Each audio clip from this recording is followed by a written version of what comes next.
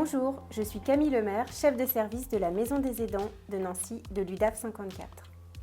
Aujourd'hui, nous allons aborder la question des aidants et plus largement des aidants salariés. La France compte entre 8 à 11 millions de proches aidants non professionnels, dont 61% sont en activité. En 2030, cela va représenter un salarié sur 4. Chaque individu sera donc aidant au moins une fois au cours de sa carrière professionnelle. Un aidant est défini comme étant une personne qui vient en aide de manière régulière et fréquente à un proche pour des actions ou des actes de la vie quotidienne qu'il n'est plus en mesure d'effectuer du fait de sa dépendance, qui peut être liée au grand âge, à la maladie, au handicap physique ou psychique et également à la marche aux addictions. Conséquence directe du vieillissement de la population, ceux qu'on appelle les salariés aidants représentent ainsi une part grandissante de la masse salariale. Sachez que seuls 25% osent en informer leur employeur. Les raisons sont diverses, de la gêne, de la pudeur, la peur ou l'appréhension que cela puisse avoir des conséquences sur la carrière professionnelle, sur des relations d'équipe.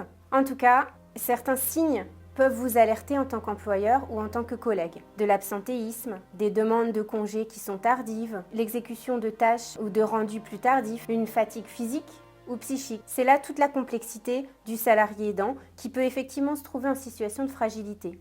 Néanmoins, les aidants sont une richesse pour l'entreprise. Leur expérience leur permet de développer des compétences clés dont toutes les organisations ont besoin. Par exemple de l'empathie, de la résistance au stress, la planification et l'organisation de tâches, la gestion de crise. De nombreux salariés, en l'absence d'informations concrètes sur leur situation, ne savent pas qu'ils sont aidants.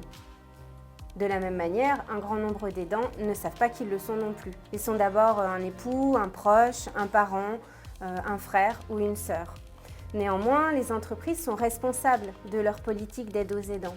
Elles peuvent venir compléter les aides qui sont mises en place par l'État, comme par exemple le congé de proche aidant, et elles peuvent venir effectivement mettre en place des mesures dans le cadre de la responsabilité sociétale des entreprises RSE, dont chaque entreprise est responsable.